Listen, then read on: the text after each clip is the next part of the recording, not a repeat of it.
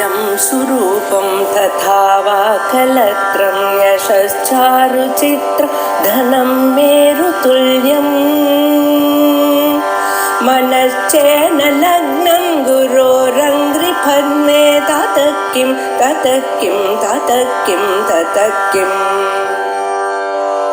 कलत्रं धनं पुत्रपौत्रादि सर्वं गृहं बान्धवा सर्वमेतद्विजातम्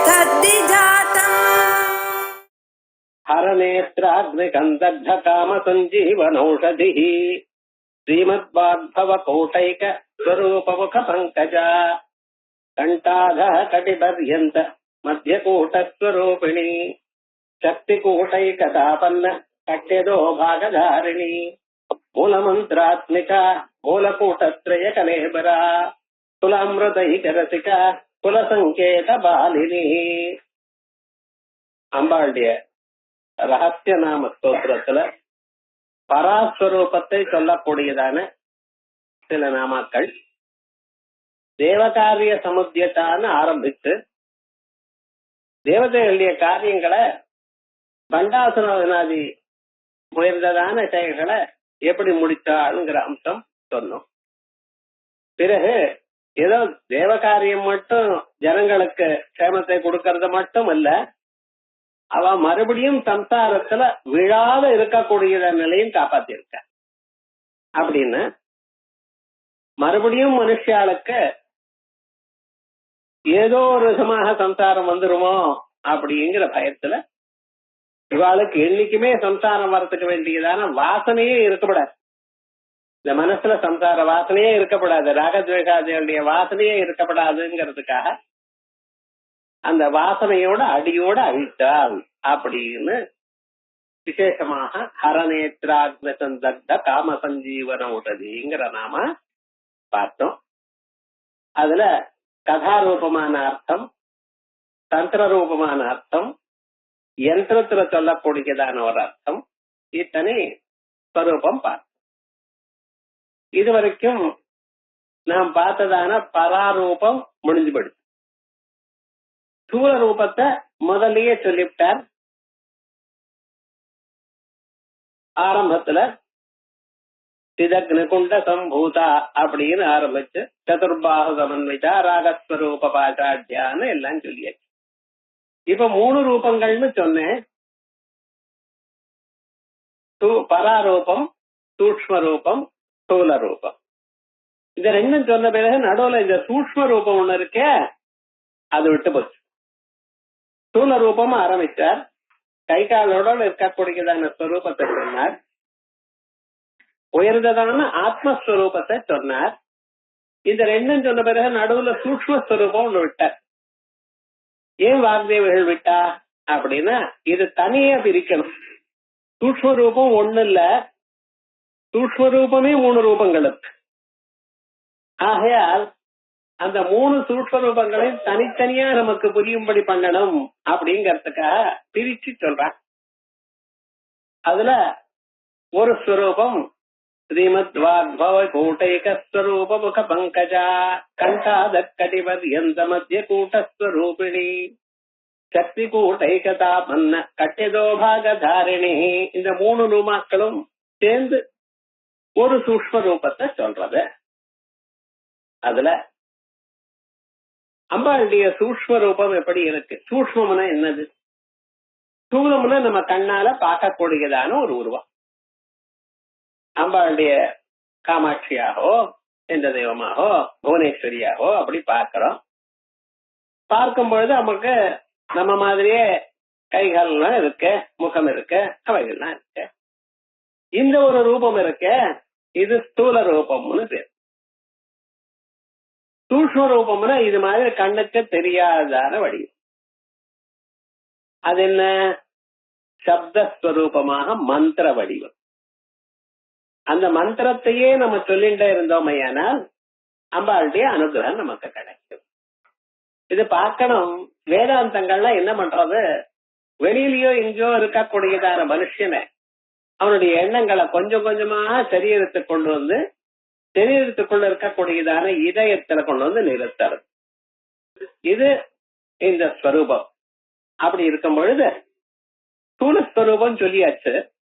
ஸ்தூலஸ்வரூபம் என்னை விட வேறானதுதான். ஏன்னா நான் அதை பார்க்கிறேன், நான் அதை பூஜிக்கிறேன்.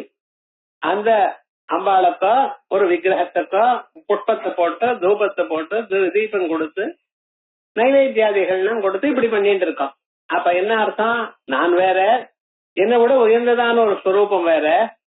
அந்த ஸ்வரூபத்தை நான் பூஜை செய்து தியானம் செய்து அதனால் உயர்ந்ததான ஒரு பலத்தை அடைவேன் இப்படின்னு பேதமாக உபாசனை பண்ணிட்டு இருக்கோம். ஆனா சாஸ்திரம் என்ன சொல்றது? அகமித்யேவ விபாவயே பவானி, நானே என்று உபாசிக்கணும். நமக்குள்ளேயே அம்பாள் இருக்கிறதாக உபாசிக்கணும். உலகம் முழுக்க அம்பாள், உலகம் முழுக்க தெய்வம். அதனால்தான் நான் முன்னால சொல்லும் பொழுது விஸ்வம் விஷ்ணுர்வஷட்காரஹா பூதபவ்ய பவத் பிரபு அப்படின்னு விஸ்வம் விஷ்ணு, உலகமே பரமாத்மானுடைய ஸ்வரூபம். மூலமும் அவரிடத்துல தான் இருக்க, சகல பதார்த்தங்களும் அவருக்குள்ள இருக்க, அதே போல அவர் நமக்குள்ள இருக்க. தத்ருட்வா ததேவானுப்ராவிதது, இந்த சரீரத்தை சிருஷ்டி பண்ணினார், உச்சங்குழி வழியாக உள்ள இறங்கினார், இதயத்துக்குள்ள உட்கார்ந்துட்டார். ஆகையால் நம்ம என்ன பண்ணணும்? நம்ம இதயத்துக்குள்ள அவர் பார்க்கணும். ஈஸ்வர சர்வபூதானாம் ஹிருத்தேசே அர்ஜுன திஷ்டதி. ஹே அர்ஜுனா, பரமேஸ்வரன் வேற எங்கேயும் இல்லப்பா, உன்னுடைய இதயத்துல இருக்க. பிராமயன் சர்வபூதானி யந்திராரூடானி மாயையா,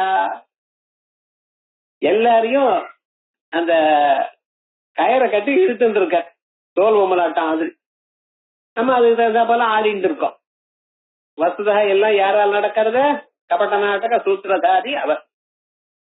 அப்படி எல்லாமாகவும் எங்காகவும் இருக்கக்கூடியதான பரம்பொருளை நம் இதயத்துக்குள்ள நாம அகமகம் என்று பார்க்க. இந்த அகம்ங்கிற ஒரு ஸ்வரூபம் இருக்க, அகத்தை தேடினால் கடைசியில் பிரம்மம் கிடைக்கும். அகம் பிரம்மாஸ்மி. அகம்னா என்னது? பகவான் ரமண மகர்ஷி என்ன சொல்றார்? கோகம் கோகம்னு தேடப்பா, கடைசியில சோகம்னு வந்து நிற்கும். நானே அந்த பரம்பொருள், அவரை தவிர இரண்டாவது பதார்த்தம் உலகத்துல இல்ல. அப்படிப்பட்டதான ஒரு ஸ்வரூபம் நமக்கு கிடைக்கணுங்கிறதுக்காக அதுக்கு வேண்டியது சூக்ஷ்ம ரூப உபாசனை. அந்த சூக்ஷ்ம ஸ்வரூபம் நமக்கு தெரியணும் என்பதற்காகவே அடுத்ததாக இந்த சூக்ஷ்ம ரூபத்தை சொல்றேன். இந்த சூக்ஷ்ம ரூபம் மந்திர ரூபமாகவும் யந்திர ரூபமாகவும் இருக்கு. யந்திர ரூபம்னு ஒரு ஸ்ரீ சக்கரம் ஒண்ணு வச்சுண்டு அல்லது மேவு வச்சுண்டு அதுல பூஜை பண்றது. மந்திரம் நம்ம சரீரத்துக்குள்ளேயே நாம் சொல்லிண்டே இருக்க.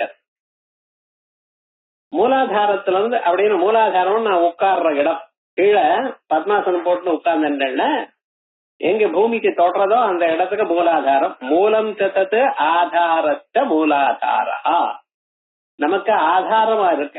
நாம் உட்கார்ந்தா நம்ம வெயிட்டெல்லாம் எங்க விழாது அந்த இடத்துல, அதனாலதான் அதுக்கு மூலாதாரம்னு பேர். அதுக்கு மேல நம்ம சரீரம் எல்லாம் ஒரு இடத்துல வந்து நிக்கிறது, அதான் சுவாதிஷ்டானம். சு அதிஷ்டானம் சுவாதிஷ்டானம். நம்ம நாபி இருக்கிற இடத்துல மணிபூரம்னு சொல்றோம். ஏன் ஒட்டியானங்கள்லாம் போட்ட மணிநாள்ல அந்த இடத்துல அதுல நிறைய மணி இருக்கும். மணிபூரக சக்கரம் அப்படின்னு அது சாதாரணமா சொல்றது. வஸ்துதா நம்ம நாபியில் இருக்கக்கூடியதான கமலத்துல பல உத்தமமான தெய்வங்கள் இருக்கான், அதனாலதான் மணிபூரகம்.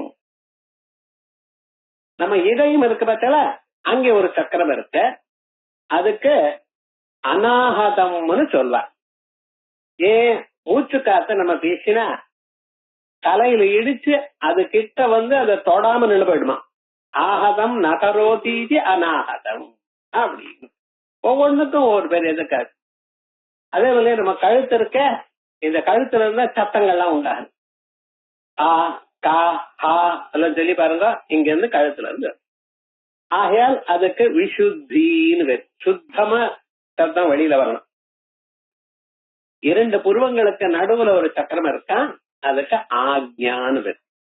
ஆசமந்தா நியாயத்தே யஸ்மாத் அப்படிங்கிற வியத்தத்துல ஆக்ஞான்னு.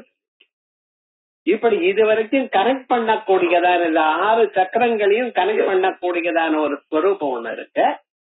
அதான் பின்னால இருக்கக்கூடியதான மேருதண்டம், ஸ்பைனல் கார்டுன்னு சொல்ற பார்த்தீங்களா, அதுக்குள்ள 3 நாடிகள் இருக்கான்.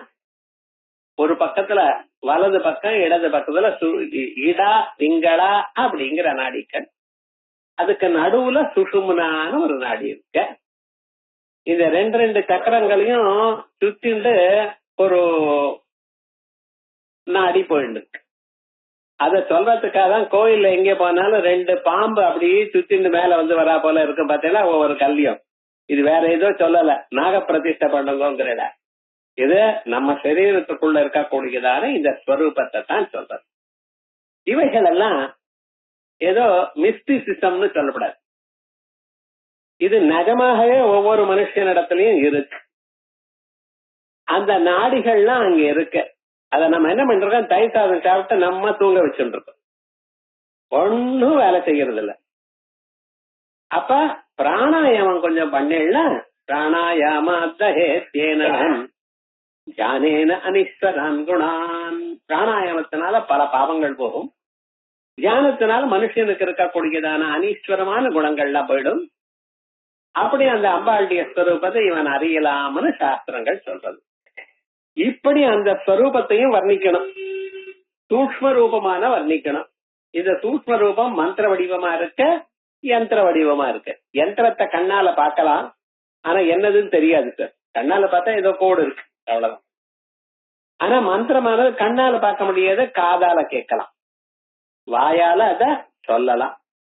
இப்படிப்பட்டதான இந்த மந்திரஸ்வரூபம் இருக்க, அந்த மந்திரத்துக்கு பஞ்சதசாட்சரின்னு பேர். அம்பாளுடைய மந்திரத்துக்கு எப்படின்னா பஞ்சதசாட்சரின்னு பேர். ஏன் சார் அந்த பேர் வச்சேன்? 15 எழுத்து இருக்க பஞ்சதசாட்சரிங்கிறோம், அவ்வளவுதான், வேற ஒண்ணும் இல்ல.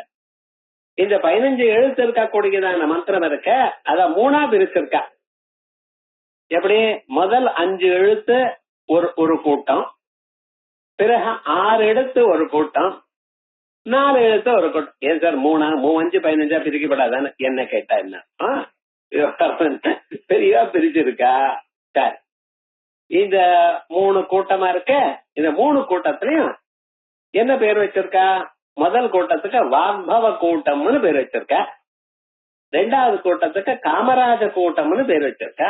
3வது கூட்டம் சகல, 3வது கூட்டமான சக்தி கூட்டம்னு பேர். இப்படி இந்த 3 கூட்டங்கள் இருக்க. இந்த 3 கூட்டமே அம்பாளுடைய ஸ்வரூபம். ஆகையால் ஒவ்வொரு தரம் இந்த மந்திரத்தை நீங்க சொல்லும் பொழுது அம்பாளுடைய ஸ்வரூபத்தை முழுமையாக நீங்க தியானம் பண்ணினா மாதிரி ஆயிடுது.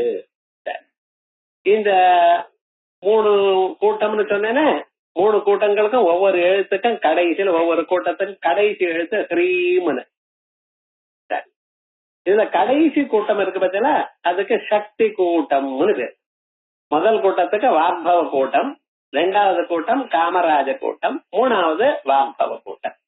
அம்பாளுடைய ஸ்வரூபம் இப்படி அமைஞ்சிருக்கான். பிரம்மரந்திரத்துல இருந்து கழுத்து வரைக்கும் அப்படின்னா நம்ம முகம் முழுக்க முதல் கூட்டம், கழுத்துல இருந்து ஆரம்பிச்சு நாபி பரியந்தம், கட்டி பரியந்தம், இடுப்பு பரியந்தம் காமராஜ கூட்டம். அதுக்கு கீழே இருக்கக்கூடியதான ஸ்வரூபம் எல்லாம் சக்தி கூட்டம். இப்படின்னு வாக்பவ கூட்டம்னு ஏன் சார் சொன்னேன்? முதல்ல மனுஷனுக்கு அறிவு எப்படி வருது, அவன் எப்படி வாழ்க்கையில முன்னேறுகிறான்? வாக் சக்தியினர். நன்ன பேசணும், பேசுறத கேட்கணும், நிறுத்தி பார்க்கணும், பார்ப்பதை அறியணும், மனசுல நிச்சயமா வைத்துக் கொள்ளணும். இது சாதாரணமாக 5 புலன்கள்னால அறியக்கூடியது. இந்த புலன்கள்லாம் நமக்கு எங்க இருக்கு சார்? தலையில தான் இருக்கு. 2 கண்ணு, 2 காது, 2 மூக்கு, நாக்கு, வாக்கு, தோல் எல்லாம் எங்க இருக்க? இந்த முகத்துல தான் இருக்கு. இந்த முகத்துல வழியாகத்தான் நாம் நிறைய விஷயங்களை அறிகிறோம், பார்த்து தெரிஞ்சுக்கிறோம்.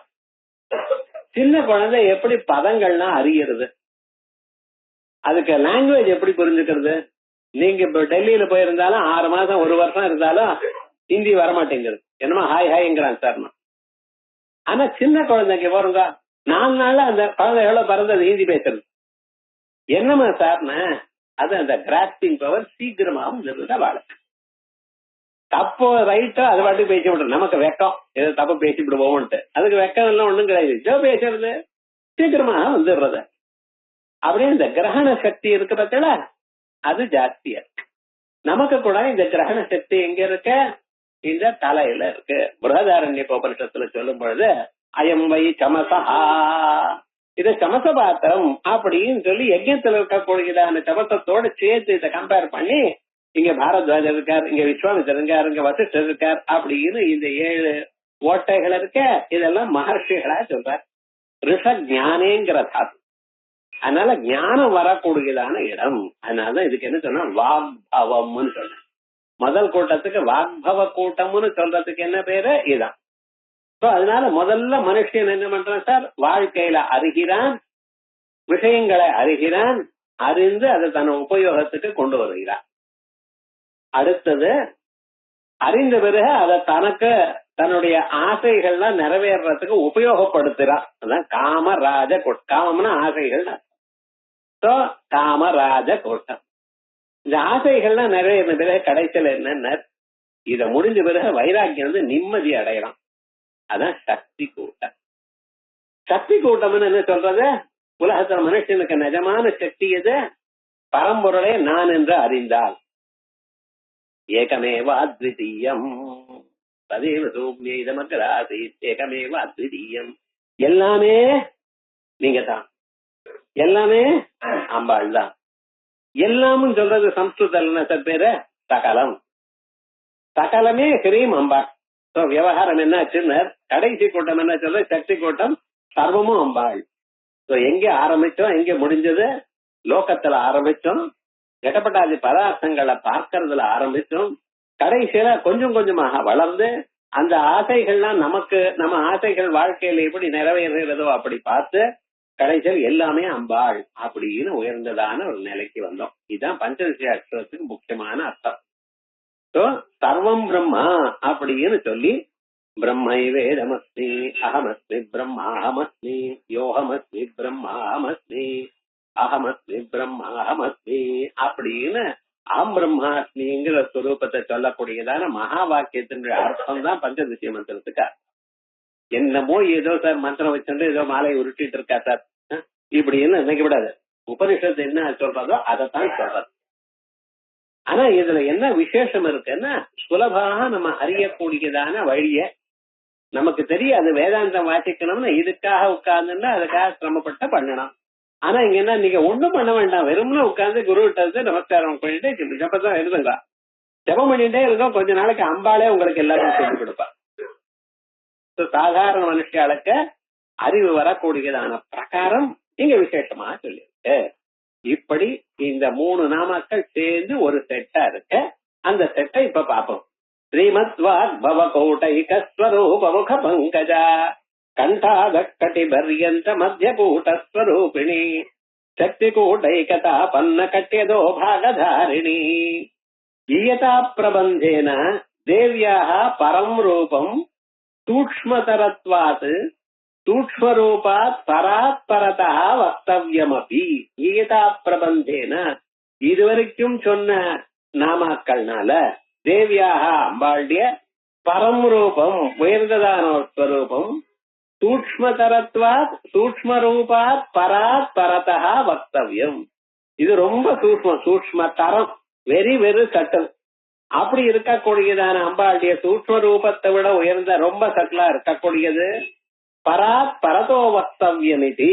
அதை சொல்லணும் என்பதற்காக ரகசியோக்தி விஷயத்வாத் ரகசியமாக சொல்லியிருக்கவைகளை விஷயத்வாத் ஸ்தூல ரூப காரியேன ஸ்தூலமான ஒரு ரூபம் நம்ம சரீரம், இது போல சரீரம் அம்பாளுக்கு வச்சு அது வழியாக அந்த சரீரத்தினால செய்யக்கூடியதான பண்டாசுர வதம் போன்றதான காரியங்களை பண்டாசுர வதேன ஸ்லேஷலிப்தயா. ஸ்லேஷம் ஒரு பதத்துக்கு 2 அர்த்தம் வரா போல. அதுதான் அன்னைக்கே சொன்னேன், பூதனா மரண காதா அப்படின்னு. கிருஷ்ணனை சொல்லும் பொழுது பூதனா மாரண காதா, பூத்தனையை கொல்வதனால் அவருக்கு நல்ல கியாதி வந்தது. ரைட். இன்னொருத்தர் சொன்னார் பூதநாம ரணக்கியாதகான்ட்ட. விவகாரம்னா ஒரே எழுத்துதான், படிக்கிறவர் இங்க கமா போட்டுட்டார். பூதனா மாரண கியாதகா, பூத்தனையை கொன்னதனால நல்ல நல்ல பேர் எடுத்தவர் யாரு? கிருஷ்ண பரமாத்மா. இன்னொருத்தர் பூதநாமா ரணக்கியாதகா அப்படின்ட்டார். பூதநாமா ராமநாமா.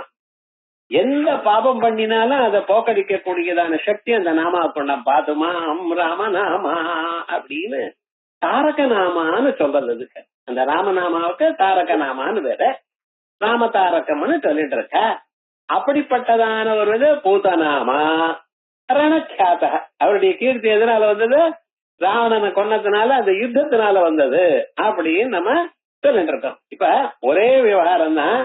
அது இப்படி திராத காகோதரோ ஏன காகோதரஹா. காகோதரஹான்னு சொன்ன காகன் எனக்கூடியதான பாவி யாரு? ஜெயந்த காக்கா. அது சீதாதேவிய ஹிம்சப்படுத்திச்சு.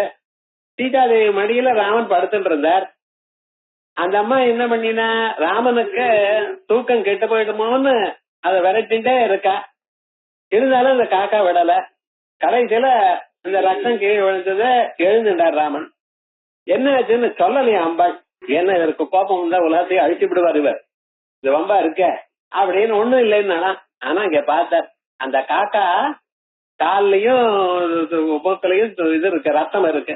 என்ன பண்ணினா, வல்லவனுக்கு பிள்ளை ஆயுதம். ஒரு பிள்ளை அபிமந்திரம் பண்ணி பிரம்மாஸ்திரம் அபிமந்திரம் பண்ணி போட்டார். மூலகமும் சுத்திட்டே இருக்கு. ஓடுறது சுத்தரு. அந்த ஜெயந்தன் இந்திரனுடைய பையன் பாருங்களேன், பெரிய இடத்துக்கு சமாச்சாரம் ஒண்ணும் ஓட முடியாது. இந்திரன்கிட்ட போனாரா, இந்திரன் சொன்னார், ஐயா நீ போயிட்டு வந்துரு, ஏன்னா ஆத்மனஸ்துக்காம சர்வம் பிரியம் பவதி, உன்னை நான் வச்சுட்டேன்னா என் பிராணமும் போயிடும், பெட்டர் நீ போயிட்டு வா அப்படின்னு அனுப்பிச்சுட்டார். திருப்பி இறங்கினார். தமேவ சரணம் கச்ச சர்வபாவேன பாரதா. வேற எங்கேயும் வழி இல்லாமல் பிராமணிடத்திலேயே விழுந்தாராம். ஆனா விழும்போது அந்த காக்கா என்ன பண்ணி தெரியுமா, தலை எப்படி இருக்கணும், ராமனுடைய பாதத்துல தலை இருக்கணும், வால் பின்னால் இருக்கணும். ஆனா விழுந்த வேகத்துல ராமனுடைய கால் இடத்துல வால் இருந்ததான், தலை இந்த பக்கம் விழுந்ததான். அம்பாள் பார்த்தாலாம், அடாடா இந்த காக்கா இப்படி விழுந்திருக்கே, இதுக்கு சரணாகதி பண்ணா போல இல்லையேன்னு தலையை திருப்பி விட்டாலாம். அதான் ஆர்திராபராதாஸ்தி. இன்னும் அவன் பண்ணினதான அபராதம் இன்னும் ஆர்திரம், இன்னும் ஈரமாவே இருக்க. அப்பவே அந்த தய காமிச்சாலாம் அம்பாள். இந்த அம்பாளுடைய காருண்யம் இருக்க, அது சில இடத்துல அப்படி விஸ்தாரமா ஆறது அப்படின்னு சொன்னார். அப்படி பூதனா மாரணக்கியாதா, பூதனா மாரணக்கியாதா திராத காக்கோதரோ ஏன, கெட்டதான காக்காவை காப்பாத்தினாரோ ஒண்ணு. திராத காக்கோதரோ ஏன, காக்கன்னு என்னக்கூடியது காக்கோதரம்னா பாம்புன்னு அர்த்தம். சம்ஸ்கிருதத்துல காக்கோதரம்ங்கிற பதத்துக்கு என்ன அர்த்தம்? பாம்புன்னு அர்த்தம். அந்த காக்கோதரனை காப்பாத்தினார் யாரு? காளியனை காப்பாத்தினார். அது கிருஷ்ணன். ஒரே வாக்கியத்துல இப்படி ஒரு 100 ஸ்லோகம் இருக்கு. ராகவ பாண்டவீயம்னு பேர். இவ்வாறு அந்த கதைக்கு என்ன பேரு? ராமனையும் இவாளையும் யாதவ பாண்ட ராகவீயம் அப்படின்னு இப்படி நிறைய ஸ்லோகங்கள். அது போல இதுக்கு ஸ்லேஷம்னு பேர். இப்படி நாம ஒண்ணுதான் இருக்கோம், ஆனா அதை பிரிக்கிறதுல நிறைய வித்தியாசங்கள். போன தரம் படிச்சோம் பார்த்தீங்களா, ஹரநேத்ராக்னி சந்தக்த காம சஞ்சீவன ஔஷதி, அப்படி 3 பிரிச்சு 3 அர்த்தம் சொன்னோம் இல்லையா?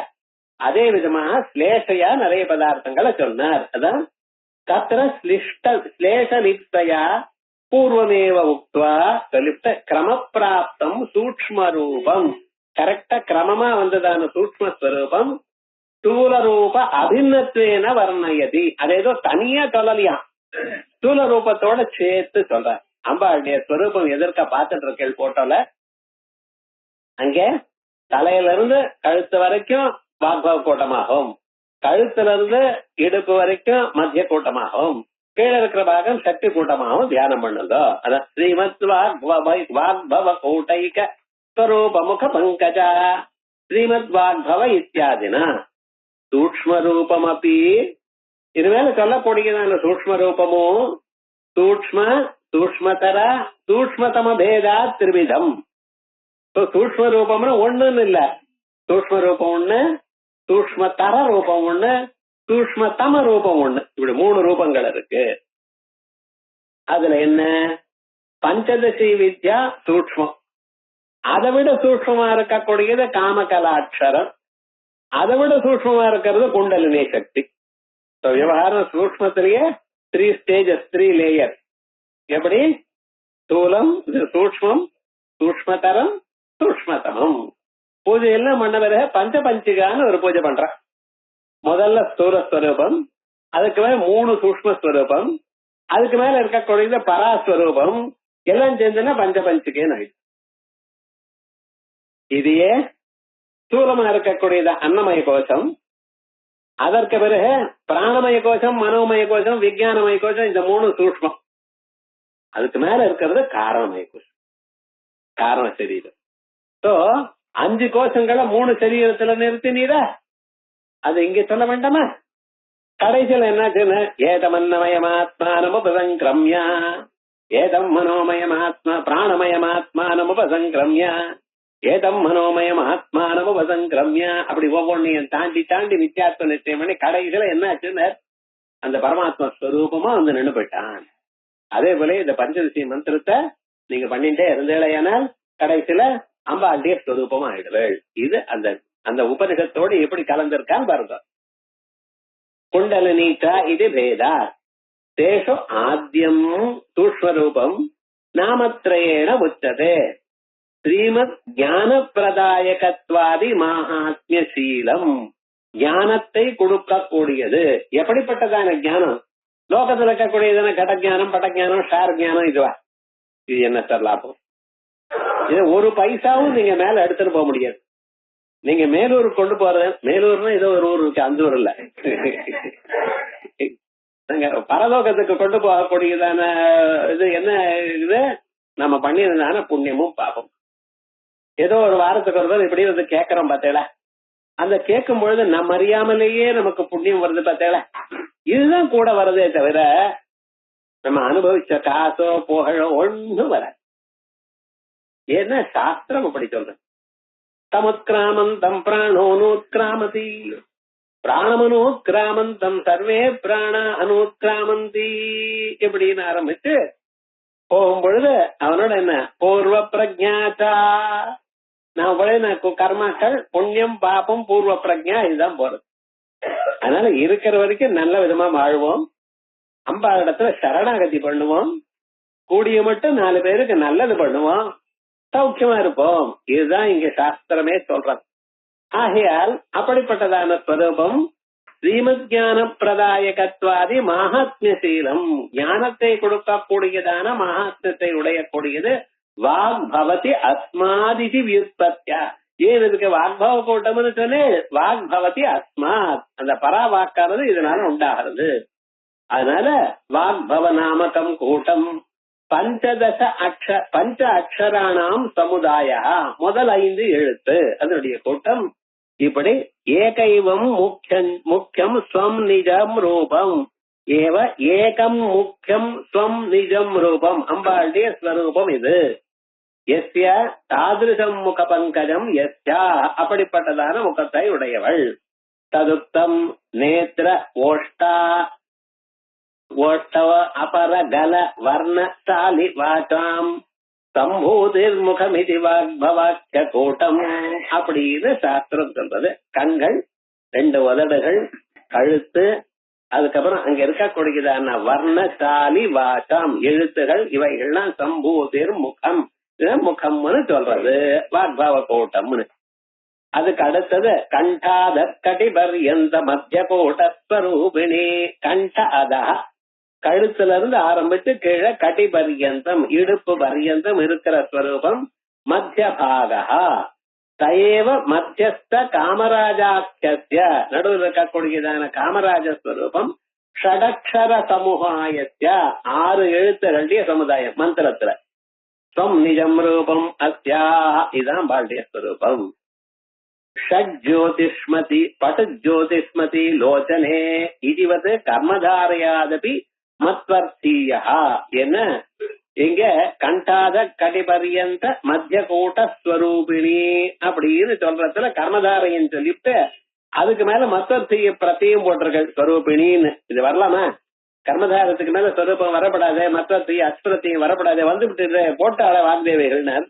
இல்ல சார், அதுக்கு ஸ்பெஷலா பர்மிஷன் உண்டு வியாக்கரணத்துல. பட்டு ஜோதிஷ்மதி லோச்சனே, நல்ல அழகா அந்த கண்கள் இருக்கு பார்த்தா, அந்த கண்களை பறிக்கிற மாதிரி அந்த கண்கள் அவ்வளவு சக்தி இருக்கு. ஜோதிஷத்தோட ஒழிக்க கூடியதான கண்கள்னு எப்படி சமாசம் சொல்றா அப்படி சொல்லலாம் அப்படின்னு. சக்தி கூட்டை கதாபன்ன கட்டியதோபாகதாரிணி சர்ஜன சக்தி மத்வா சக்தி நாமகேன கூட்டேன. அந்த மூணாவது கூட்டம் இருக்க மந்திரத்துல அது என்ன? உலகத்தை படைக்க கூடியதான சக்தி இருக்கு. அந்த கூட்டத்தினால சதுரக்ஷர தமோஹேன, இது 4 அக்ஷரங்கள். அதனால ஏகதாம் அபேதம் அபேதமாபன்ன கட்டேஹே அதவாதம் தாரயதி இதி ததா ததுக்தம் காமஸ்தே ஹிருதயம் வசதீதி காமராஜம் ரட்ரத்வா ததனுதவம் வசத்தி கூட்டம் காமஸ்தே ஹிருதி வசதீதி.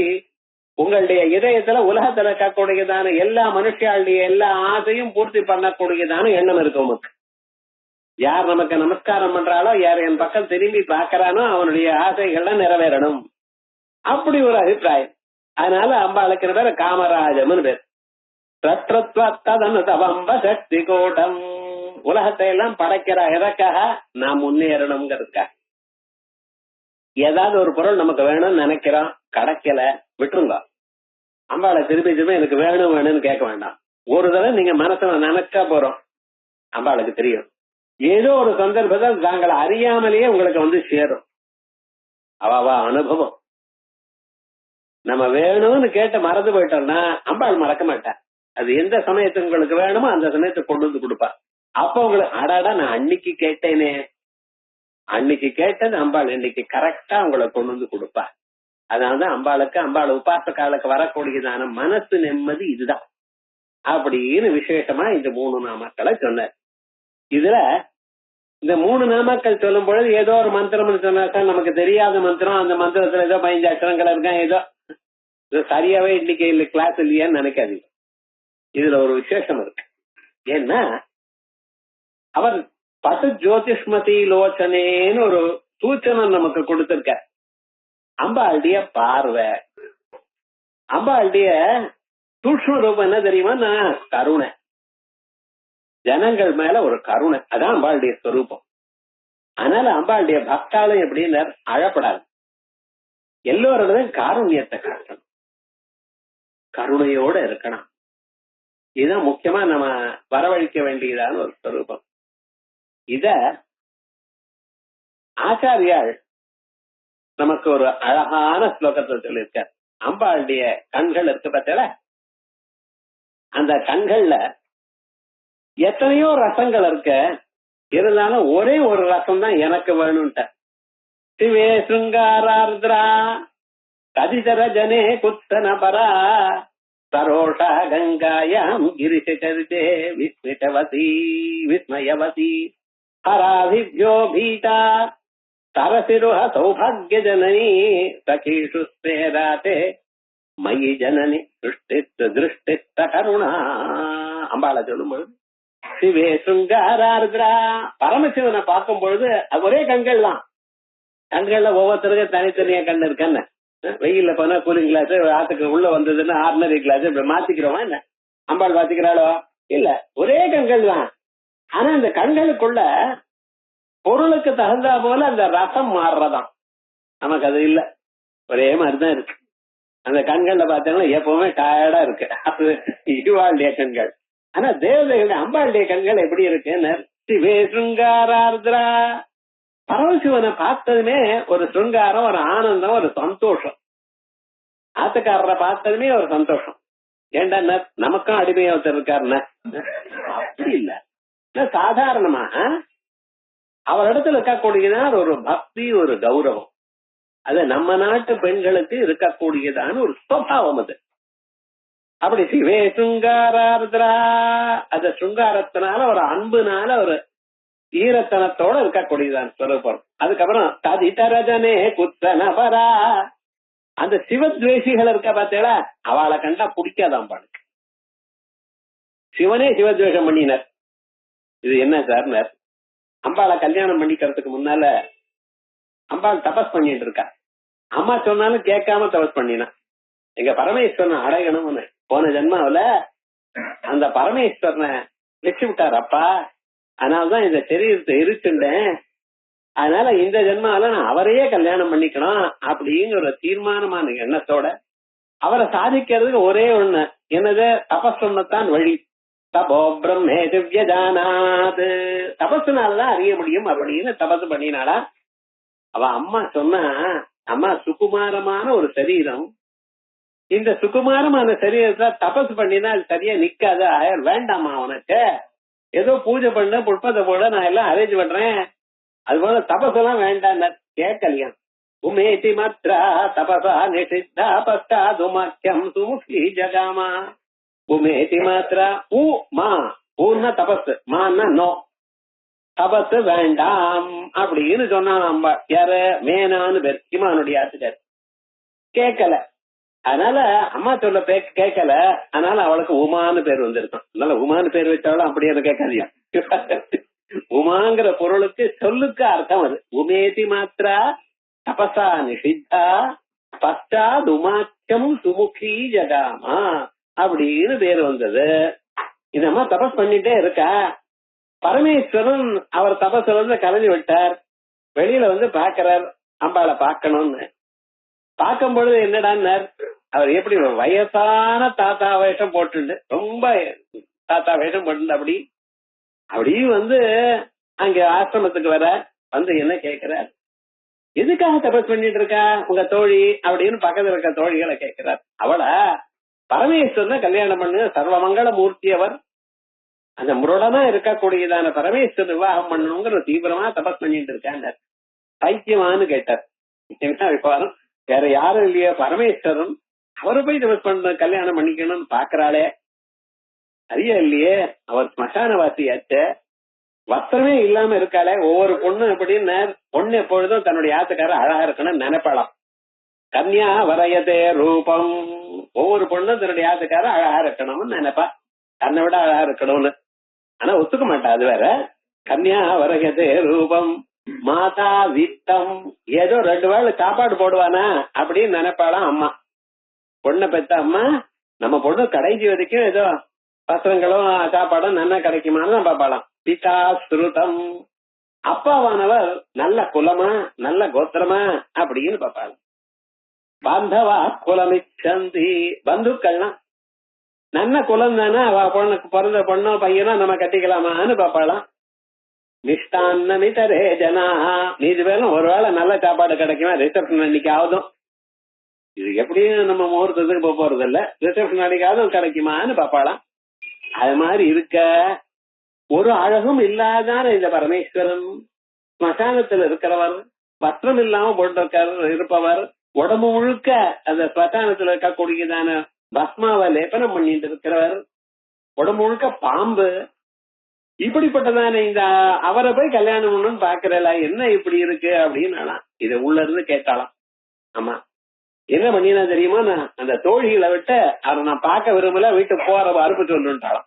என்ன ததிதர ஜனே புத்தன பரா, மற்ற ஜனங்கள் இடத்துல அவருக்கு ரொம்ப கோபம், அருவருப்பு. சரோஷா கங்காயாம், கங்கா மாதா பரமேஸ்வரனுடைய தலையில இருக்கா. இந்த கங்கா மாதாவை கண்டா கொஞ்சம் ரோஷம் ஜாஸ்தி அம்பாளுக்கு. ஏன் தபத்தியா இருக்காள்னு அர்த்தம் இல்ல, அந்த கங்காவுக்கு ஒரு காலத்துல கர்வம் இருந்தது. கர்வம் இருந்தா எங்க பரமேஸ்வரனுக்கு பிடிக்காது, பரமேஸ்வரனுக்கு பிடிக்கலன்னா அம்பாளுக்கும் பிடிக்காது. அவ்வளவு. பகீரதர் கங்கா தேவிய மேல இருந்து அழிச்சுன்னு வரணும்னு பார்த்தார். எதுக்கு? அவ பித்ரு தேவதைகள்லாம், எனது மகாலய பட்சம் இல்லையோ, பித்ரு தேவதைகள்லாம் என்ன பண்ணிவிட்டா, அவ அகால மரணத்தை அடைஞ்சான். அந்த கபில மகர்ஷி என்ன பண்ணினார் தெரியுமா, நான் அவர்கிட்ட போய் இவ எல்லாம் விளையாடினா 60,000 பேர் அந்த யஜ்ஞ பசுவை தேடுறதுக்காக போனா, எங்கேயும் கிடைக்கல. கபில மகர்ஷியுடைய ஆசிரமத்துக்கிட்ட போனா, அங்க இந்த குதிரை அங்க இருந்தது. இவ பார்த்தாளாம், ஓஹோ இவர் தான் கட்டி கொண்டு வந்திருப்பாரு, இவருக்கு பத்திரமா வச்சிருந்ததுனால நமக்கு இவ்வளவு கஷ்டப்பட்டோம்னு நினைச்சுட்டு அவரை கொல்ல போனார். பிராமணன்ட்ட கேர்ஃபுல்லா இருக்கணும். யார் இடத்துல எவ்வளவு சக்தி இருக்குன்னு தெரியாது. கும்முனர் அவ்வளவுதான். 60,000 பேரும் புங்காரேண இவ தம்பஸ்ம சகார அம்பிகா ததா கும்முனர் அவ்வளவுதான். 60,000 பேரு இருக்கிற இடம் தெரியல, எல்லாம் தூசி ஆயிடுச்சு, வெறும் பஸ்மா சாம்பல் ஆயிடுச்சு. என்னடா போன பசங்களே வரலையேன்னு சக்கர சக்கரவர்த்தி யஜ்யம் பூர்த்தி ஆகணுமே, சித்ரா நட்சத்திரம் பவதி சித்திரம் வா ஏதத் கர்மா. இந்த சித்ரா நட்சத்திரம் அன்னைக்கு பௌர்ணமி அன்னைக்கு சித்திரை மாசத்துல கர்மா ஆரம்பிச்சது. அடுத்த சித்திரை மாசம் பௌர்ணமிக்குள்ள வந்துடணும். சம்பத்சரமேவா வருந்தே, ஒரு சம்பத்சரத்துக்குள்ள இந்த குதிரையை கண்டுபிடிச்சு ஆகணும். ஏன்னா அது வரவே முடியலன்னு நினைச்சுட்டு அப்புறம் அசமஞ்சசுடைய புள்ள அவரை அனுப்புற, ஊரெல்லாம் தேடுறார்.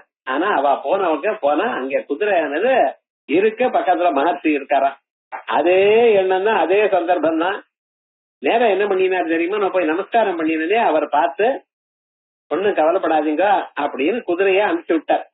அவர் பிடிச்சிக்கவே இல்லை, அது பாட்டு கத்திய வந்துருக்கு, அவ்வளவுதான் அனுப்பிச்சு விட்டார். ஏக்கம் பூர்த்தி ஆயிடுது.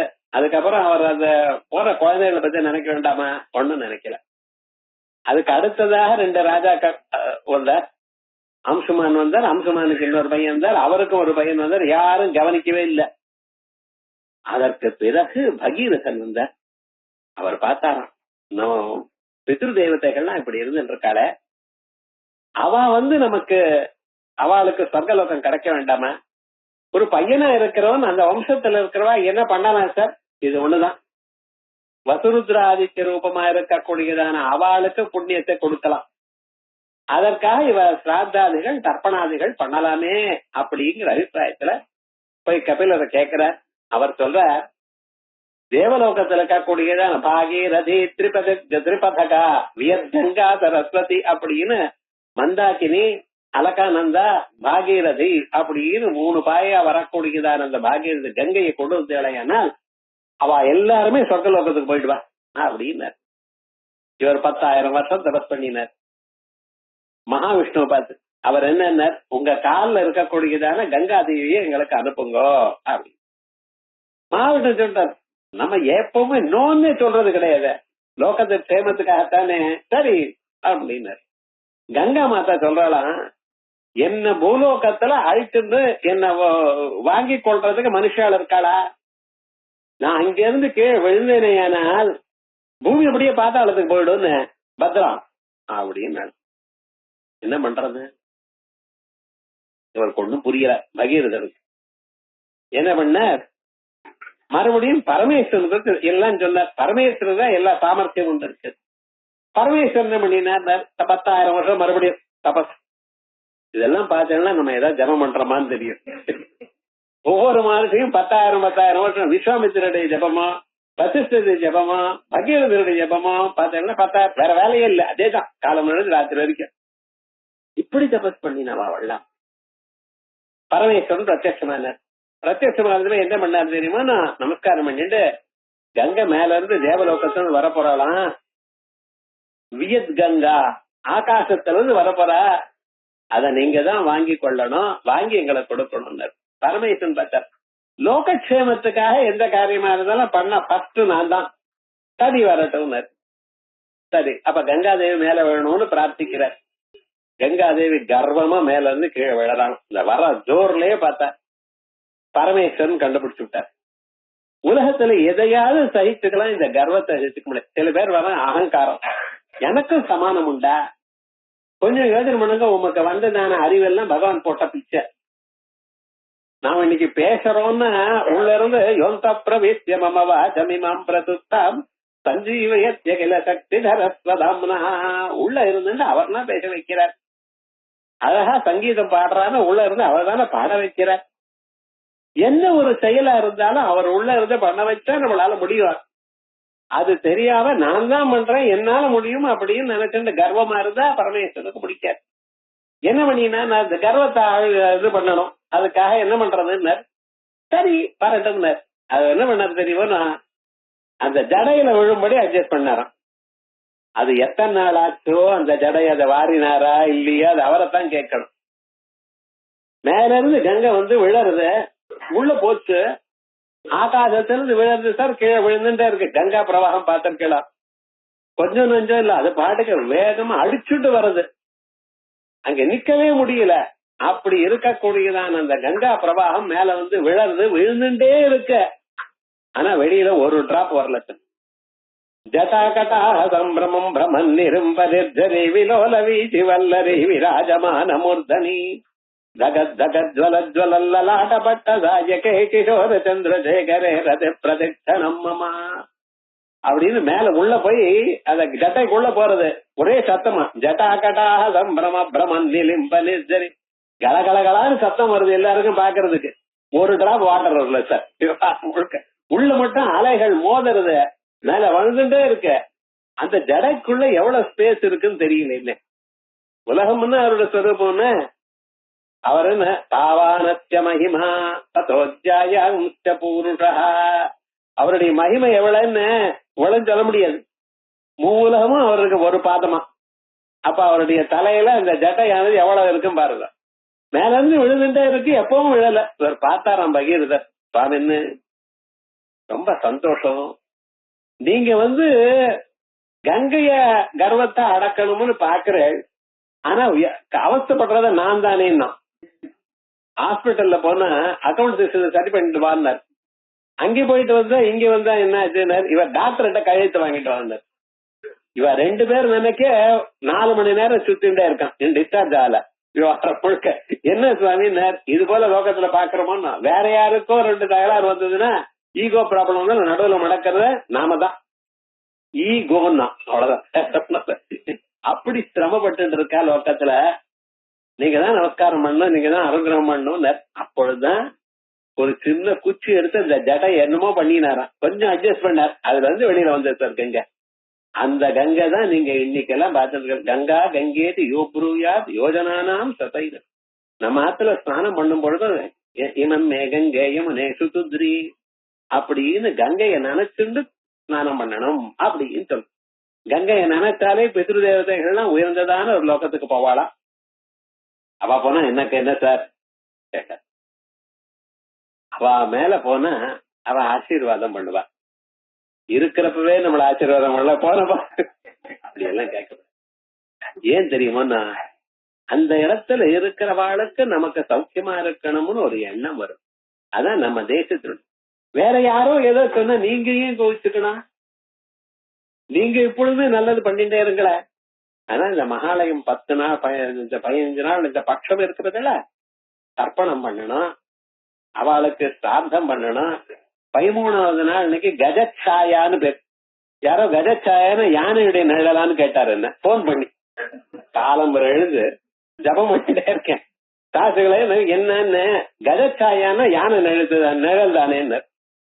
அதுக்கு ஒரு அர்த்தம் உண்டுன்னு அதையும் பஞ்சாங்கத்துல போட்டிருக்கேன். பஞ்சாங்கத்துல யானை நிழலுக்கு சம்பந்தம் இல்ல. மகாலயத்தை அன்னைக்கு 13வது நாள் பண்ணக்கூடியது கஜச்சாயான்னு. அன்னைக்கு தர்ப்பணம் பண்ணினா ரொம்ப விசேஷம்னு சொல்வா அப்படின்னு சொன்னேன். பக்கத்துல இருக்கிறவா காலம் எழுந்து தப்பம் பண்ணாம இதெல்லாம் என்ன எக்ஸ்பிளைன் பண்ணிட்டு இருக்கு, என்னத்த பண்றது விவகாரம் முழுக்க. இப்படி சாதாரணமா சின்ன சின்ன விஷயங்கள் இந்த மாலையபட்சம் பித்ரு தேவதைகளுக்கு ரொம்ப விசேஷம். அது அம்பாளுடைய நாமா கேட்டால்னா ரொம்ப விசேஷம். அப்படி அவர் ரோஷா கங்காயாம். இப்ப புரியுறதா இந்த கங்கை நேரத்துல ஏன் ரோஷா? எங்க பரமேஸ்வரனுக்கு ரோஷம் வந்தது. பரமேஸ்வரனுக்கு அந்த கங்கா மாதா மேல இருக்கக்கூடியதான ஒரு கர்வத்தை அடக்கணும்னு கோபம் வந்தது. அதனாலதான் அம்பாளுக்கும் சொல்லுது ரோஷா கங்காயாம் கிரிஷ சரித்தே விஸ்மயவதி. அந்த பரமேஸ்வருடைய சரித்திரங்கள் அவர்களோட பாட்டுகள்லாம் கேட்டுட்டாரு. ஒரு ஆச்சரியமா அவருடைய லீலைகள், பரமேஸ்வரன் பண்ணியதான லீலை, காலக்கூட்ட பட்சணம் பண்ணின லீலை, மார்க்கண்டேய லீலை, இப்படி எத்தனை லீலைகள் பண்ணியிருக்க. ஆலாஸ்ய கஷேத்திரத்துல பண்ணியதான லீலைகள் இவைகளை கேட்டு கேட்டு விபஞ்சா காயந்தி விவிதமபதானம் பசுபதே. பரமேஸ்வரன் பண்ணின ஸ்தோத்திரங்கள், அவர் பண்ணின லீலைகள் அம்பாள் சரஸ்வதி மாதா பாடிட்டே இருக்க ரொம்ப ஆனந்தமா கேட்டு இருக்காளாம். லோகத்திலயும் அப்படிதான். உங்க ஆத்துக்காரர் ஸ்தோத்திரம் பண்ணிட்டே இருந்தா ஸ்திரீகளுக்கு ரொம்ப வசதி. அவளை வச்சு அவளதான் மார்க்க லோகத்துக்கு அனுப்பிச்சு விடும் டைரக்டா. தாம் வைக்கிறது மட்டும் உண்டு, அது வேற. ஜனரலா அவ ஆத்துக்காரரை வச்சா முடிக்காது சாதாரணமா. அதே போலயே கிரிசகரி தேவிஸ்மயவதி ஹராஹிப்யோ பீதா. கல்யாணம் நடக்கிறது பார்வதி பரமேஸ்வராளுக்கு. மதுரா கஷேத்திரத்துல அகஸ்தியர் பக்கத்துல இருக்க வசிஷ்டர் நடத்தி வைக்கிறார். கொடுக்கிறவர் யார் தெரியுமா? பொண்ணை கொடுக்கிறவர் மகாவிஷ்ணு, வாங்கி கொள்றவர் யாரு? பரமேஸ்வரன். திடீர்னு வசிஷ்டருக்கு ஒரு டவுட் வந்துருக்கான், கௌரி பூஜை பண்ணணும், இந்த மாதிரி எனக்கு ஒரு வேற பூஜை பண்றது தெரியலையே. சரி, கன்னியாவரணங்கள் சொல்லணும். இந்த கோத்திரத்துல பிறந்தவள், இன்னருடைய பேத்தி, இன்னாருடைய கொள்ளு பேத்தி, இன்னாருடைய பொண்ணுன்னு எந்த கோத்திரத்தை சொல்வார்? பரமேஸ்வரனை கேட்கிறாராம். தெரியலன்ட்டார் அவர். வாத்தியார்னா இது தெரிஞ்சுக்கணும், என்ன கேட்கிறீங்கிறார். பையனுக்கு தெரியுமா? அதுலயும் கல்யாண சந்தர்ப்பத்தில் கேட்கலாமா? என்ன கோத்திரம், என்ன ஏதுன்னு சரியா வரலையே. ஒண்ணும் தெரியல சொன்னாராம் வசிஷ்டர். இல்ல, இந்த பொண்ணுக்கு இந்த பையனோட கல்யாணம் அப்படின்னு முடிச்சு விட்டான். விவகாரம் முழுக்க அத்தையே அஸ்மை பிரதாசியாமி அஸ்யாம்னு சொல்லிட்டாராம். அப்படியே நீலம் தெரிஞ்சுட்டு விவகாரம் முழுக்க என்ன அன்னைக்கே இதாயிடுது. இப்பதான் இதுக்கு தெரியலையா? பையனுக்கு பொண்ணுக்கு என்ன கோத்திரம் தெரியல. சில சமயம் இதுல பிராரப்தம் ஒரு கோத்திரமா இருக்கு, என்ன தெரியல சொல்றது இல்லையா? சொல்லிட்டாரு. சொன்னாலும் மறவா சொல்லிக்கிற என்ன ஏக கோத்திரோத்பவம் என்ன பண்றது? இப்படி இருந்தா நம்ம பார்த்துட்டு இருக்கோமா இல்லையோ? லோகத்துல கலிக்காலம் ஏதோ பண்ணிட்டு இருக்கு. ஆனா யாரையும் வையப்படாது, கமெண்ட் பண்ணப்படாது. அவளை கேட்கணும், பார்த்துன்னு இருக்கணும். உங்களை கேட்டா ஐயா இது தப்புன்னு சொல்லுங்களே தவிர நம்ம சொல்ல வேண்டாம். என்ன அப்படி அந்த கல்யாண சந்தர்ப்பத்துல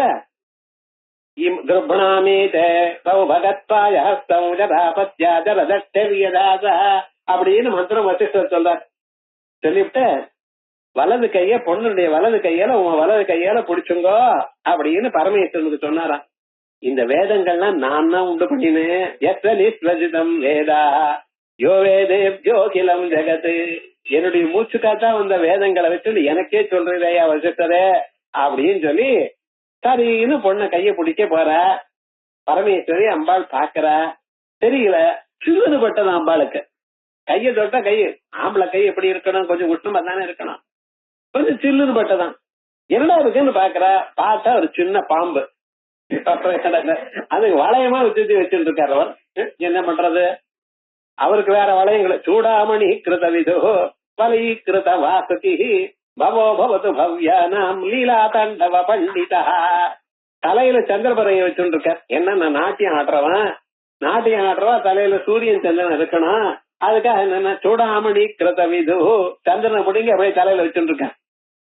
வலை கிருத வாசுகி, வாசுகியை வச்சுட்டு கையில வளையமா போட்டு இருக்காரு. இது அம்மா பாக்கல, கல்யாண சந்தர்ப்பத்துல பாக்கல. என்ன பண்றது? அப்படி தொட்ட அளவுல பாம்பு பூசுங்கிறது. அப்பதான் அம்பாளுடைய கண்ணுல பயம் தோணித்தான். இது வரைக்கும் பயம் இல்ல. வலை கிருத வாசுகி பவோ பவது பவ்யாய லீலா தாண்டவ பண்டிதா அப்படின்னு ஹராய்யோ பீதா சரசிஜர சௌகாபிய ஜனனி சகீஸ்மே ராதே மயி ஜனனி திருஷ்டி கருணா அப்படின்னு அம்மா என் மேல ஒரு கருணைங்கிற ஒரு பார்வை மட்டும் எனக்கு ரிசர்வ் பண்ண அப்படின்ட்டு. அந்த காருண்யம் தான் இந்த 3 நாமாக்களையும் சொல்றது. இந்த ஸ்ரீமத் வாக்பவகோடைக ஸ்வரூபமுக பங்கஜா கண்டாத கடிபரியந்த மத்திய கூட்டஸ்வரூபிணி சக்தி கூட்டைகதாபன்ன கட்டியதோ பாகதாரிணி. அம்பாளுடைய காருண்யம் இந்த 3 நாமாக்கள் நம்ம தினந்தோறும் சொல்லிட்டு இருந்தாலே நமக்கு அந்த காருண்யமானது நன்னா வரும், அம்பாளுடைய அனுகிரகம் கிடைக்கும் அப்படின்னு விசேஷமான ஒரு நாமாக்கள். மூலமந்திராத்மிகா மூல கூட்டத்ரய கலேபரா. அடுத்தது அம்பாளுடைய ஸ்வரூபம் என மூலமந்திரம். சதுர்வித புருஷார்த்த மூல காரணத்வாத் மூலம் பஞ்சதசாட்சரி சைவ மனனா திராயதே இது மந்திரா. மூல மந்திரம்னு என்ன அர்த்தம்? மூலையில இருக்கிற மந்திரம்னு அர்த்தம்.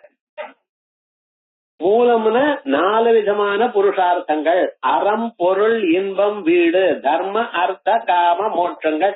இந்த 3ஐயும் இந்த 4ஐயும் உங்களுக்கு கொடுக்கக்கூடியதான வல்லமை உள்ளது மூலம். அது மந்திரம் என்ன? அந்த பஞ்சதசாட்சரி மந்திரம்.